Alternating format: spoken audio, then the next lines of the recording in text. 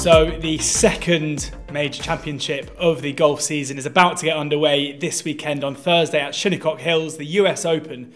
And joining me to preview the big event is Niall Lyons, odds checker, golf tipster, and someone who just keeps banging in the winners. You win more than Justin Thomas. Yeah, well, hopefully we can continue that this week. Yeah, fingers. I mean, I've carried on thinking that surely your good run's going to end, so therefore ignoring your tips, and I've been the one losing out on it. So yeah, well, it's strange because when you start backing winners, you kind of get a bit more confident. When your back's up against the wall, yeah, it's a different story, and sometimes you make bad decisions when your back's up against the wall. And so I think when you have a few winners on the trot, it gives you a bit more freedom. Fingers crossed. Well, we'll get to your tips in a second, and there'll be one man I think it's more desperate to win a major tournament than anyone else, and he'll be delighted to hear that you've tipped him if he does here. But anyway, firstly, we're going to talk about the course and Shinnecock Hills. Last hosted the US Open in 2004, Rickie Fowler won it then, but I think it's fair to say that the changes that have been made to the course probably mean that looking at the bare form from that wouldn't necessarily translate into this year's event. How do you approach looking at a course where it's realistically changed a lot since the event was last held there? Yeah, well, there's a lot of similar things, from the 95 and 2004 Open too. It'll always play difficult. It's a US Open, and Shinnecock is considered America's finest links. It's as close as they get to a links course. So there have been changes, mainly that after Goosen won in 2004, they widened the fairways.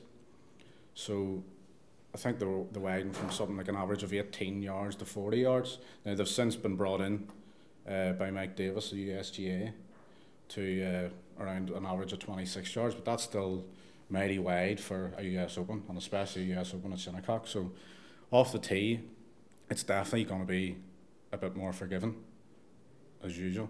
But length off the tee is going to be important too. When you've got a wide fairway, it definitely suits the bombers. And they can fly some of the trouble that some of the shorter hitters can't. They can just see different lines off the tee, gives them a big advantage.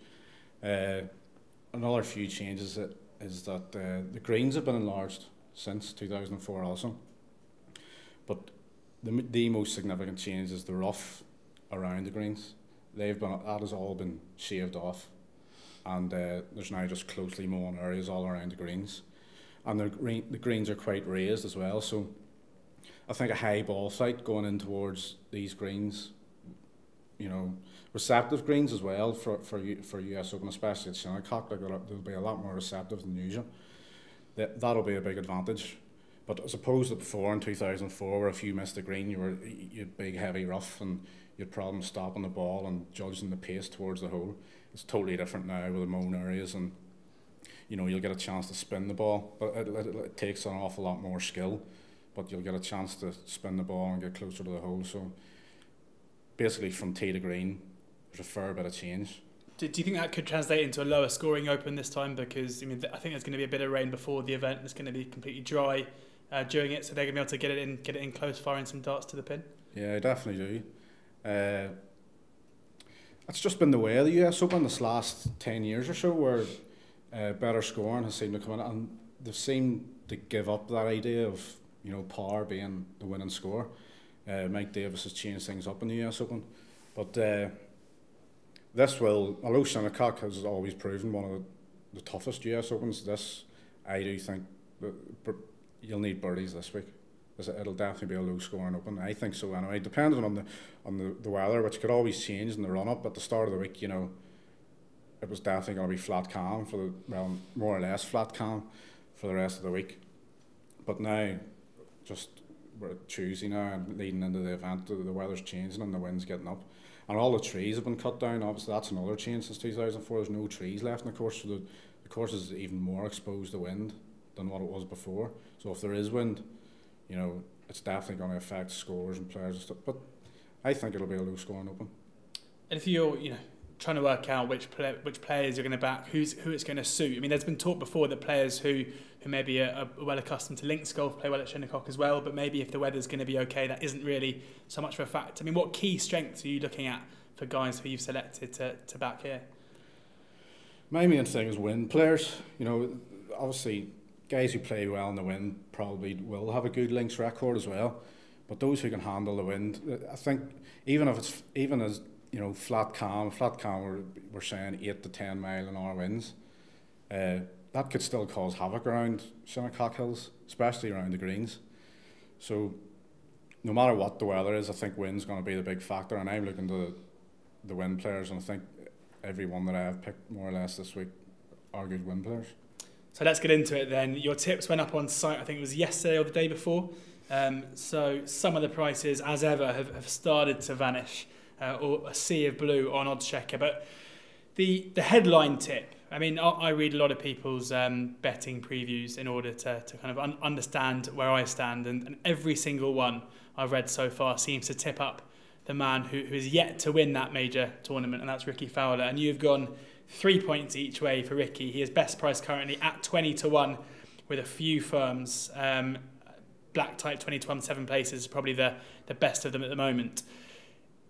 I mean, is it what you saw at Augusta with Rickie challenging on the final day? Is it just the state of his game? What is it that makes you think that he is ready to finally to lift that curse? Yeah, a big plus was his finish at the Masters, I have to say. I was well impressed by how he played that week. Butch Harmon was in the studio talking about his tactics that week and playing shot by shot and hole by hole, something that he had failed to do before, and he had always got ahead of himself whenever he got into position, even the smaller events as opposed to majors. So there was a change of tactics at Augusta, and I think it very nearly paid dividends, and he was quite impressive, especially in the finish when he needed birdies. He was making them, you know, chasing down Patrick Reed.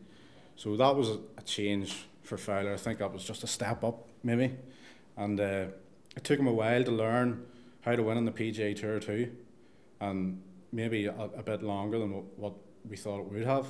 So I think the majors are just in the same category. It's taken him a bit longer just to learn how to win one, and I think he's very close now. I talked about it in the run up to the Masters that he was going through swing changes, and there was just the odd, although it was working very well for him, he said, there was just the odd bad swing thrown in there. Just that's par for the course when you're making swing changes. So there was just plenty of loose shots, and they're still in there, to be fair, so it is still a risk, but they're becoming less and less. I think last time out he finished 8th, I think, in the Memorial, and he was in the water 3 or 4 times that week. He only finished 4 off the pace. So considering if he had just been a bit more accurate that week, he could have won. He could have been, you know, 12, 14 to 1 heading in here. So for me, he looks as if he's just about ready to win one. I mean, it's interesting reading what he's been saying this week. I think he has also alluded to the fact that his finish at the Masters suggests to him that he's ready to win a major. But I remember him making similar noises before Augusta last year, and a complete blowout on the first day with him out of contention. Is there an issue that maybe for a player who does struggle under pressure, if he's putting the pressure on himself, that could be where it all falls apart? Yeah, there's no doubt about that. I think I've only backed him in one major before, and he missed a cut. He bombed for me too. So, but I think, you know, having Butch Harmon, and that Harmon camp is relentless at winning majors, and you can't underestimate that. He's got a good team. Obviously, Harmon at the Masters was talking about his relationship with the caddy. He was growing, and on course it was getting better and better. So things are improving in that department, and maybe that was just what was missing. He's got the game. His putter is a big plus. He can hold putts with the best of them when he's under pressure. And of course his links form, you know, in England and Scotland, he's had plenty of great finishes. Of course he won the Scottish Open as well. So everything points towards a big performance for Rickie, I think. And, you know, with the place terms that are on offer out there, it's a bit just, I don't think it's mad value, the price, but, you know, with the place terms on offer, you just have to be tempted when he looks like he's ready. Yeah, so place terms, as you mentioned, I think Paddy Power and Coral are both offering 10 places. So, you know, if you do want to, you'll be taking probably a slightly shorter price. Paddy's are 16 to 1 about Fowler, but they are paying 10 places. Coral 14 to 1. But if, you know, you're getting a few more, Boyle Sports 8 places, as are Bet365 and Sky Bet as well. On to the next two other guys who haven't won majors but are surely major champions in waiting, and Mark Leishman and Brandon Grace. We'll start with Brandon Grace first, a guy who you know, certainly fits the bill in terms of links players. His compatriot, obviously, Retief Goosen winning it last time it was here. He's another guy who seems just well set to win a major soon. Yeah, exactly. I find myself, I don't want to fall into the trap that, you know, everybody thinks that Grace is going to win an Open Championship. You know what I mean? He's been tipped like that for years. You know, if he's going to win one, it'll be an Open Championship. But he does look prime for this, have to say. He's just one of those guys that he's very accurate when he needs to be. He can hit stingers off the tee, and if the fairways play firm, which they may do, they may, you know, make the greens a bit more receptive and the fairways, you know, a bit harder and faster, so he can get the ball a long way, even with, you know, hybrids and irons off the tee and 3-woods. So he's very accurate around here, and I think you know, he's got 2 wins in Doha as well, at an exposed track in Qatar. He won that back to back, and incidentally, Gustin won that in 2007 as well on the same track. He won at Shinnecock in 2004. So he's about ready. I don't think the price is great again, but again, you know, when it comes to a major, you know, there's plenty of people who'll have anti-post wagers, you know, and be on at some tasty prices. But come the week of the major, I think it's all about judgment. You know, you're not the market's set. You know, it's not going to change ridiculously. It changed for Dustin Johnson winning on Sunday, obviously. And he condenses a few points. Changes a bit when the likes of you and Ben Curley put out your tips as well. Yeah. But you know, that's it. It's just a judgment call at this time. And even though I don't think the price about Grace or Rickie for that matter is that good, you know, the place is an offer, and just I think he could go well. I just got to go in. Yeah, fair enough. And then Mark Leishman, a player who was well in contention at Augusta. He's been in contention a few times for majors recently, but doesn't seem to be able to quite get it over the line. But he has been a bit of a ruthless winner on tour as well. So he's someone who you think, similar to Grace, has that kind of major experience and is looking good for this. I think he hasn't finished outside the top 13, I think, in his last 3 majors. And I think he's made 8 or 9 major cuts in the trot now as well. And of course, 8 of the last 9 majors have gone to first-time major winners too. So that's why I've kind of gone with a crop of... I think maybe nowadays the determination and the desire plays a big part in players winning major championships. So Fowler, Grace and Leishman are 3 of the best, I think, that haven't won one, who could definitely win this type of US Open. But Leishman, he's a great front runner. That's one thing. So if he gets ahead early doors, I guess towards the top leaderboard, I'd expect him to stay around there for the full week. He was second when we backed him in Texas in the Trinity Forest course that Kerr and Crenshaw incidentally designed as well. So, and they had a hand in the redesign of Shinnecock. So I don't think it looks too dissimilar, that course, Trinity Forest, either. Like, you know, the sight lines off the tee, you know, it's flat compared to Shinnecock, and it won't play anywhere near as tough, and the rough isn't as bad. But sight lines off the tee, it was kind of the same, and there was no trees on that course. It was exposed to wind too. So things point towards Leishman this week, and I do think he is a value price at around 50 to 1. 60 to 1 with black type, 7 places. Yeah, I definitely think that's a tasty price for someone who really, like, he's 14th in the world now, and he's a proper powerhouse in Australian golf. So I think he's one definitely to keep on side. Including the Masters 3 top 10s in his last 6 events as well, Mark Leishman. 60 to 1 he is with black type. They are 7 places. Brandon Grace is 40 to 1. Best price for Ladbrokes and BetBright, who are 5 and 6 places. You can also get 30 to 1 about Grace, which is basically market price, with Paddy's with 10 places, which could be the way to go for a more conservative punter. Now, your 4th tip, I mean, I don't know why put him up 4th, because he's the 2nd shortest price, but is a man who has won majors before and very, very well, and has his best golf probably in the last 18 months came on a links course in last year's Open Championship, and that's Phil Mickelson. Mickelson is around about the 35 to 1 mark, again with black type. Black type seem to be dominating some of the best prices here. They are 7 places along with Betfred. You know, lefty, linksy course, you know, bigger greens, can attack the pin. Yeah, he definitely looks ready for it, and obviously forever the bridesmaid in this event with 6 runner-up finishes. One of them obviously being a Shinnecock, but he's playing the best golf I think he has done in the last 10 years. You know, that's including when he won the British Open. Obviously he got his win earlier on in the year in Mexico in the WGC, edging out Justin Thomas in the playoff. his putting is very near what it was when he was winning his majors, you know, with regularity. I think he's second this year in strokes gained putting. And that will become important if the wind blows, because people will miss greens if the wind. Well, and the forecast does look to be changing a bit, that it's going to be a bit more windy. So there will be plenty of greens missed, and there's nobody more equipped than getting up and down than Phil Mickelson. He's still got that wizardry. He'll get up and down plenty of time from all. And the closely mown areas too suit him as well. You know, he's played well at Pinehurst, which is the same deal around the greens. So he has to be better. It'd be one of the best stories, surely, in golf. I think in him and Fowler, you got the two romantic choices there. Yeah. Well, it would be as good a story since Tiger won on one leg. You know. Yeah. It'd have to be. I would love to see it. But it's hard to see a major winner like nowadays. You know, at this age, that's the thing that puts me off. But you know, and I was tempted to maybe leave him off the list. But then again, with the place terms and all out there, it's far too tempting. Just you need to back these guys. Yeah, absolutely. And the one concern I would have is he's playing unbelievable golf week in, week out, but missed the cut in the Players. Struggled in the Masters with that second round 79. Is there a concern that maybe he's not? You mentioned his age; he's not quite there for a major championship, or just because the golf he's playing, does that go out the window? That form? Well, I think his last two events were a shade better. I think he's finished in the top 15 his last two starts, but the missed cutting at Sawgrass, I would lean too much on that. Sawgrass is one of those courses where if you're just not totally on your game, you know, it can just go belly up big style.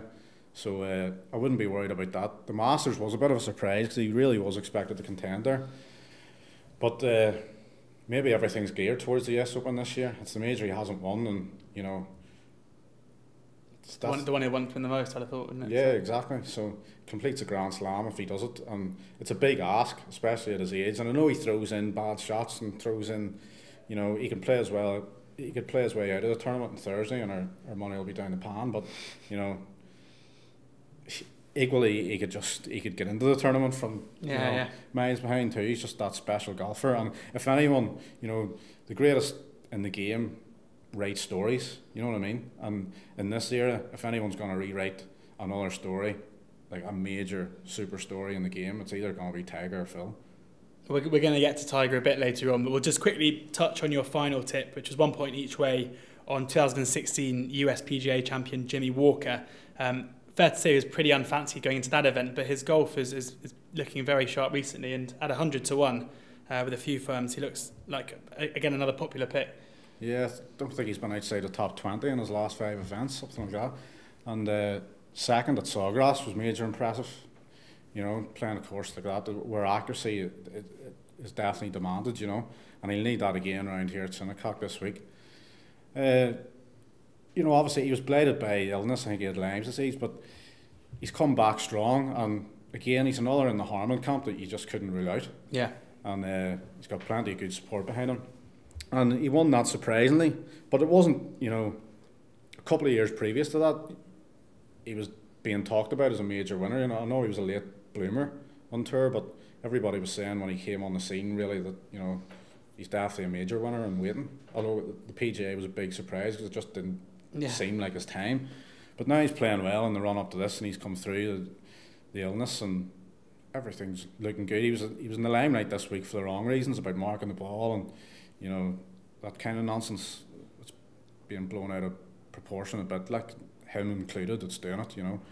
But hopefully he can leave that behind him and just get on with the task. So yeah, Jimmy Walker is 100 to 1 best price with WinnerBet and BetBright. They're both 6 places. If you want a few more places, Bet365 and Sky Bet are both 90 to 1, and they are both paying 8 places. So I'll run through them again just so you can jot them down. Rickie Fowler, 3 points each way, best price 20 to 1. Mark Leishman, 2 points each way at 60 to 1. 2 points each way, Brandon Grace at 50 to 1. 1.5 points each way, Phil Mickelson at 33 to 1. And Jimmy Walker at 100 to 1, 1 point each way. They are Niall's shortlist, his selection of 5. We're now just going to quickly, before we look at some of the other markets available, we'll go through the guys at the top. You know, Rickie Fowler is probably that one level behind those top 6 in the world in terms of the prices, certainly. We've got Dustin Johnson, last weekend's winner, holding out dramatically on 18 for a 2 in order to secure his victory. An unbelievable start. He is 9-1, the new world number 1. Rory McIlroy 16-1. Justin Rose 16-1. Justin Thomas 16-1. Jason Day 18-1. Rickie Fowler is 20-1. And then, interestingly, Jordan Spieth 22-1 with black type. That is very much a standout price. And Tiger Woods 22-1 with Sky Bet and 188, a much bigger price than he was for the Masters. We'll start at the top, and Dustin Johnson, after, I mean, you can't really call it a quiet spell, can you? Because he's now back to number 1 in the world, but obviously back with a bang over the weekend, and his price shortened significantly. Market price about 8-1, as I said, best price 9-1, as short as 7-1. Where do you stand on DJ going into this US Open? Well, he threw a spanner in the works last week, really, because I wasn't tempted to back him at all before his win at the weekend. And the annoying thing is that I was very tempted to back him last week just because the field was that bad and he was 7-1. He just wasn't expected to win it, you know. But he won it in fine fashion, although didn't convince me that he was 100% on his game. Obviously, he's gone in price. He's shortened a bit since then. But he has the ability to win the US Open quite easy. That's the risk when you don't get involved with him. Like, you know, you're sitting there on a Thursday ready for 4 days of golf, and you're thinking, as long as somebody doesn't run away with it on Thursday or Friday. And I think McIlroy and Dustin are the only two really capable of doing that at the top of their game. But so that's the fear with Dustin, and he has every chance because he hits the ball a mile, and he's gonna put himself in good positions. There was a few wayward drives Sunday and throughout the whole of last week, so that's the main reason that I haven't got involved. I think, you know, the rough is it's strange because you read, as you say, you read some previews in the run up to the Open, and everybody has a different view on the course. You know, I think the rough's quite tough. Some people think for US Open, it doesn't look that tough. You know, it's obviously different than, you know, the archetypal, you know, US Open we had in the 90s where there was just high rough and tight fairways. This is a bit different. But with the American links kind of feel that we've had in the last 10 years. But the rough is up, and I think it's going to be very hard to play out of. And if Dustin sprays a few drives, I think he'll find himself in trouble. He doesn't convince me totally on the greens either. And, you know, you need to hold putts to win majors on the back nine. And, you know, I think he'll win another couple of majors, but he won't go, you know, although he's number 1 in the world, I don't think he'll win a pile of majors. I don't think he'll win as much as McIlroy. I don't think he'll win as much as Spieth or even maybe Justin Thomas for that matter. So at single figures in this US Open, he doesn't really tempt me. And whilst whilst no win on the PGA Tour is going to be easy, I think he was 2-5 going into that final day, which I thought was a bit big. And if anything, you know, there was a pretty poor field, and they were him and a PGA Tour maiden were a few clear of the field, and it seemed that inevitably he was going to win that. So I'm with you. I think that's too skinny. But that little trio of players at 16-1 is very interesting indeed. I mean, you mentioned the need to hit high irons into greens, being able to play in the wind, being able to bomb it past the thick rough, and surely Rory McIlroy fits well into all three of those if he's on his game, which is always the tough thing. And then Justin Rose, obviously in flying form, and Justin Thomas, who, for me, out of all the primaries at 16-1, seems to be the forgotten man. Yeah, well, I think he's got the best win-to-run ratio, like in the last 18 months. So he has to have every chance, and at 16-1, I wouldn't put anybody off. Definitely not. He's one, you know, I find a bit difficult to judge. I don't really know. I haven't worked out when is the best time to back him and on what type of courses, because he just seems to be able to play well anywhere, and that doesn't really suit me as, you know, someone that needs to narrow down a field. And you know, it's kind of pot luck with Justin Thomas whether you land on him at the right time. So I tend to stray away from betting him. You know, Justin Rose is playing great stuff, and you know, he won a couple of weeks ago. He was mega impressive. So, but again, at 16-1 around that mark, he doesn't tempt me, especially with. I'm not convinced. I know his putting has improved over the last 12 to 18 months. I'm not convinced it's going to translate to, you know, another 2 or 3 major wins. Well, especially in a tournament where you could easily win it, you know, 1 or 2 under, then you're going to have to make a lot of tricky putts, which if you get Justin on the right day, he can do that. But yeah, exactly, and he showed what he could do at Marion, like, and it was a similar type of test. I think he won that just maybe at level par or something like that. But actually, he's every chance, of course, but he doesn't he just doesn't tempt me at the odds. McIlroy would tempt me more than anybody else. You know, he's heading towards probably near double the price Dustin is, and he is. I think he's the #1 golfer in the year this year. I think he's earned more world ranking points than anybody else.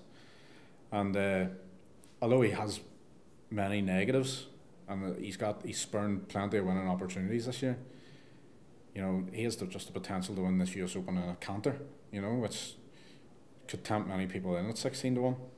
And to be honest, it leaves me a bit uncomfortable not backing him either, you know. I backed him in the Masters, you know, and he hits odds on after, you know, 55 holes on the Sunday. So he's done that plenty of times over the last 12 months. He set odds on, you know, halfway through an event or even on a Sunday and hasn't won. So he spurns plenty of opportunities. That's the only thing. And I think his mental frailties have maybe been, you know, you've just seen that kind of side of him over the last 18 months. It's difficult to get involved, isn't it? The hard thing I find with him is his interviews now after he does that seem to be, he's almost got a bit of a case he's in the Westwards about him, where it's always very, very philosophical. He doesn't seem to be too downbeat about not closing out tournaments. I think losing that competitive edge is something that maybe, you know, we're seeing him now struggle to close out for that reason. If he hasn't got that fire. Yeah, it's a difficult one to judge. I just don't know why he doesn't win more often. You know, he's got all the talent in the world.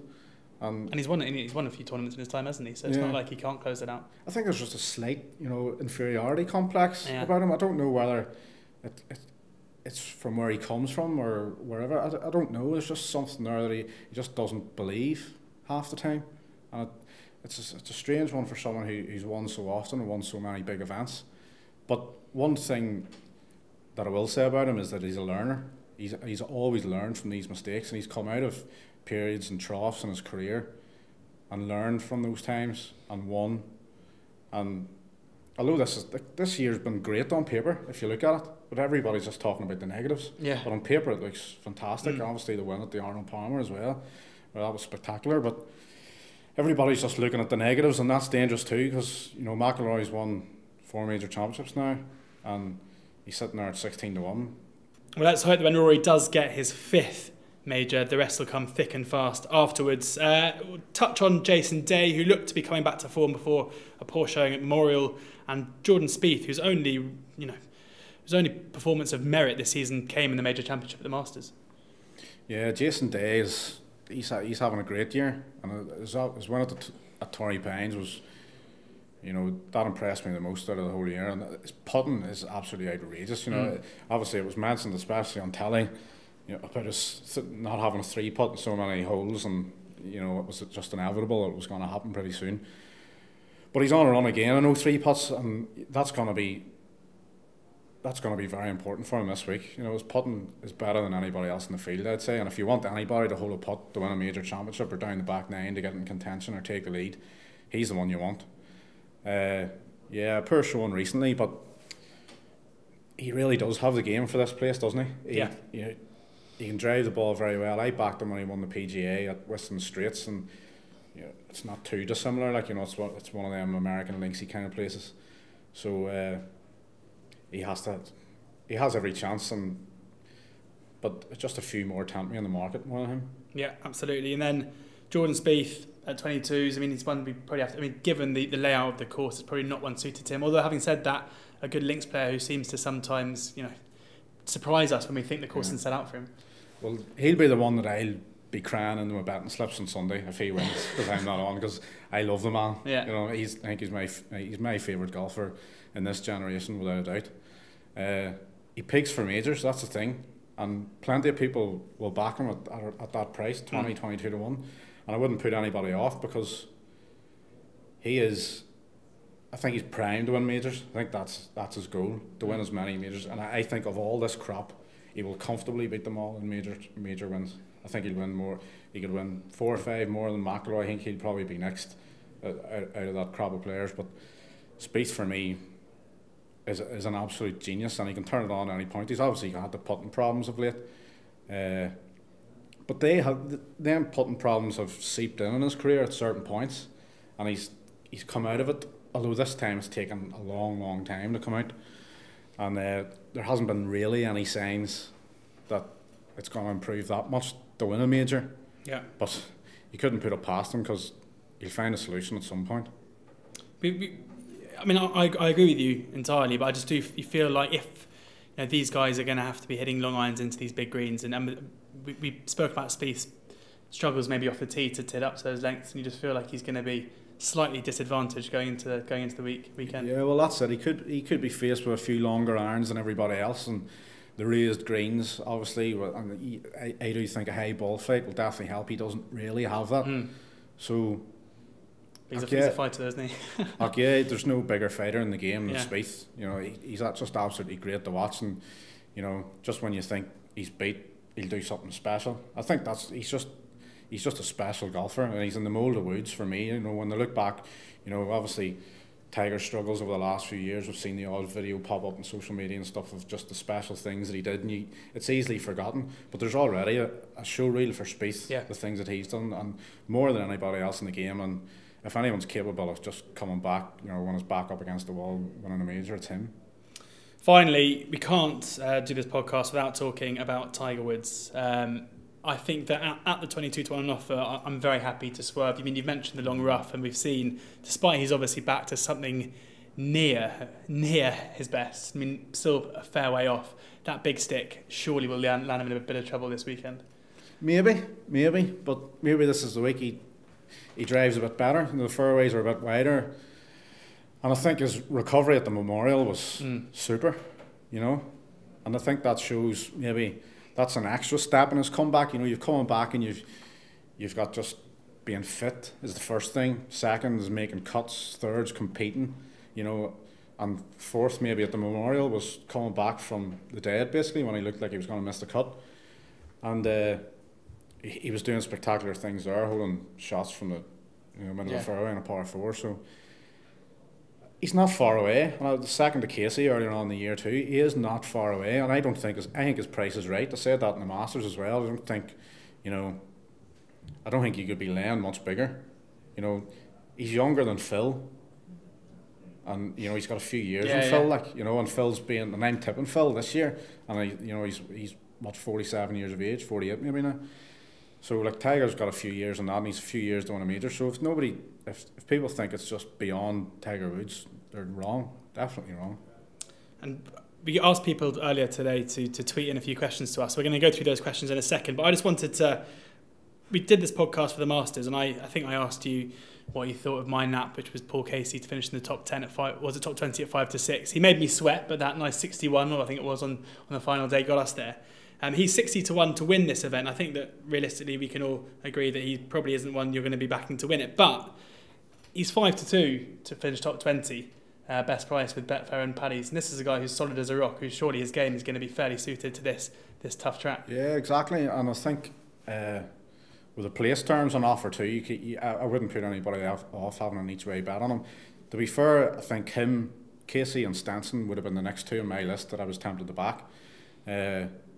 Casey's playing well this year, and though everybody goes on about his ability to finish events and get over the line, he got over the line at Valspar. Yes, he was a few groups ahead of the rest, and he was in the clubhouse, but he still did it, and he's won plenty of times before. And if ever there's going to be a year where he wins a major, it probably will be where he's won the PGA Tour as well. Yeah, I agree. So this is probably for me his best chance of winning a major, I would say, to date. He had a good chance in the Masters too. I fancied him to go well there as well. So he's got all the credentials you want for US Open, and he's sitting at a nice each way price, and top 20. Well, I mean, he's only finished outside the top 20 in 2 of his 9 events this year, and again he's bubbling up to form, tied 5th in the Wells Fargo as well. So if I know you've all tuned in to listen to Niall, but if you want to hear one tip from me, then that's it. It's going to be Casey top 20 at 5-2. That is with Betfair and Paddy Power. We've spoken about that market. I mean, we were asked about the top Asian market. Andy Watson on Twitter tweeted you specifically saying, "Hi Niall, can you see any juice in any of the top nationality region markets, quite like Hao Tong Lee in the top Asian market?" Myself, I'll get that top Asian market up now, but I mean, top Asian market looks like quite a tough one. I've backed Ben on to win at 150 to 1 it was yesterday with black type. but getting the market up, we can see that Hideki is a 15-8 favourite, Kim 15-2, Arn and Kiradek Apibanrat at 8-1, Siwoo Kim 9-1, Chao Li 10-1, and then Haotong Li 12-1, 14-1 bar. Who are you eyeing up there? It's a tempting market for me, and I'm with you on Ben An.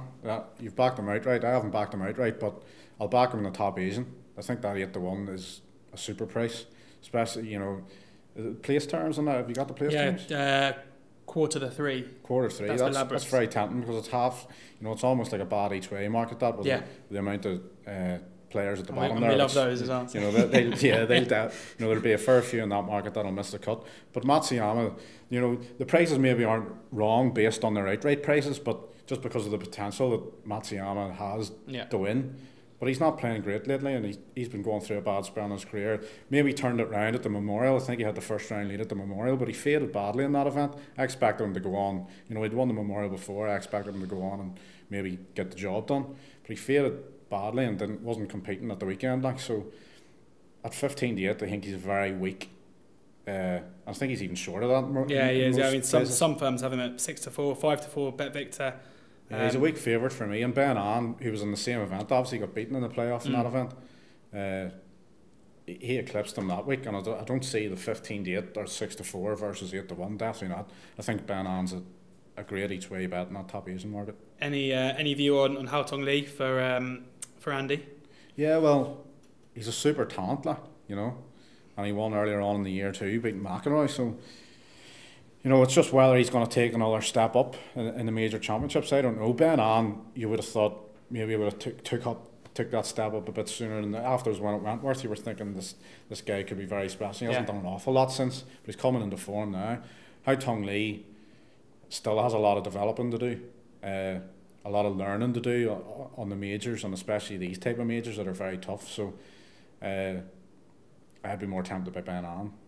Interesting. Ali Maxwell tweeted us in saying, this kind of ties into what we were talking about early on in the pod. Hi Niall, just watched a video which suggested that the course can be very windy and tough, and it'll take a smart golfer to prevail. So who do you consider to be the smartest players who can use intelligence or mental strength to overcome the issues the course throws up? It's an interesting one, because are there any intelligent golfers anymore? You know, everybody it's just gun-ho, bombing away.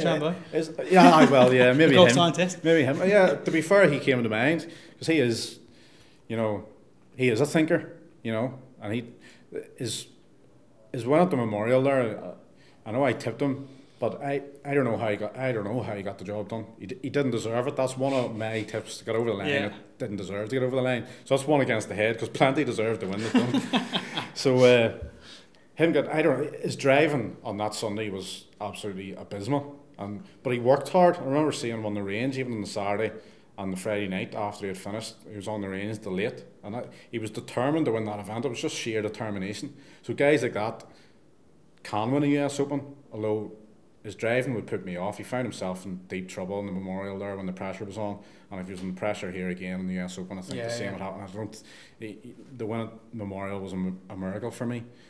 But guys like that, maybe. But there's not many intelligent golfers about.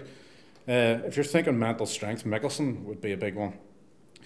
No task is beyond him. Any trouble he gets into, you know, and he can have that bounce back ability thing. You know, he can make a double and come back with a birdie. He's got it all up there. Like, you know, he could. If you're looking at intelligent golfers, then Tiger's won too. The way he came back at the Memorial there. Just that mental strength, you know, obviously the mental strength to get over the line the last time he won the US Open on one leg as well, you know. Yeah. That's the kind of players you were looking for in the US Open down the years, but that's changed now. The last 10 years of the US Open, with these American links style courses, they've suited the bombers, they've suited the birdie makers, you know, they've suited the attacking golfers.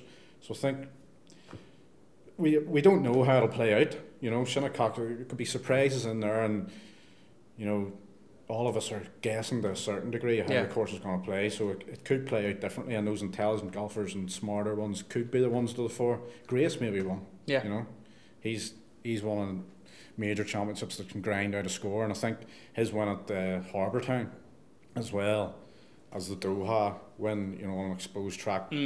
As I said in the write-up, like, I think that's a good marriage, like, to have around Shinnecock.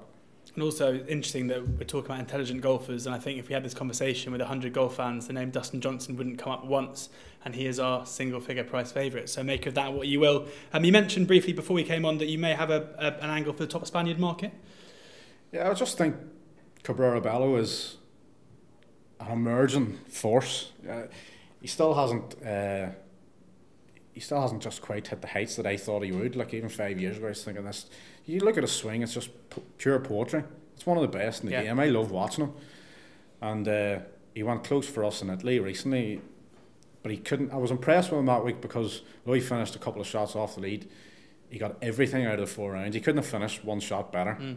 He attacked maybe on the 17th hole or the 71st hole when he had a chance of winning, but although it was remote at that stage and made a bogey, that played himself out of it. But I think he's just, you've got Rahm and Garcia who are mentally weak a lot of the time. Garcia hasn't impressed me at all since his Masters win. I touched on that a few times in a few write-ups in the last 12 months where I just think the desire and the passion just wasn't, you know, he went so long in his career without winning a major that you never thought he was going to get over the line because it was too much of a mental battle, but then he got over the line. I just think the passion and the desires maybe dipped a bit, and I don't think we'll see many more special major performances out of him. John Rahm obviously could be anything, and the course on paper would suit him, but you know, does he have the mental strength for US Open if it's going to play tough? There's no doubt it'll play tough at times. We don't really know the score, but you know, I don't know if Rahm will put his best foot forward. So Cabrera Bello, he never misses cuts either. And the good thing about, I mean, people may be concerned that he's, you know, struggles to get over the line and win events, but you don't have to in this market, do you? Exactly. Easily Rahm and Garcia blow out, and he's the steady Eddie who gets you there. Plenty of people have called him choker down the years, you know, and that's a foolish thing to do. You know, he has won events, like, and he obviously has thrown at a few events too, just like Dustin. Dustin was called a choker back in the day as well, obviously with his majors that he should have won to begin with. But that's foolish, as we've seen. And Cabrera Bello has everything in the locker, I think, to win a major championship in his career, and he could win one. And just up against two weakish Spaniards, I think. I think he's around the 4-1 mark. 7-2 best price now with BetBright. Right. Bit of blue on odds checker, so maybe you've been tucking in this morning, Noel, I'm not sure. Maybe. But finally, before we close this up, Miko L on Twitter says Niall is too hot. I think it's about punting here. So I got to ask, who is going to lift the trophy in Russia? I think he's after a World Cup tip here. So tell us, who's your fancy for the World Cup? It's unoriginal, but it has to be Brazil for me. Yeah? Yeah. I don't. The Favs. It's a tough one to judge, like, you know, but I think Neymar could be the difference between winning and losing the cup. So there you have it. Brazil and Rickie Fowler is your summer double. Make sure you use the Odds Checker site in order to get the best price for that double. It'll be very, very different to the worst out there. Use the site as well to see all the best odds, all of Niall's tips. As the tips are up there now, they'll be up there throughout the week as well. Loads and loads going on. And especially with the World Cup starting on Thursday. It's a huge weekend of sport, and at Odds Checker, we've got you covered.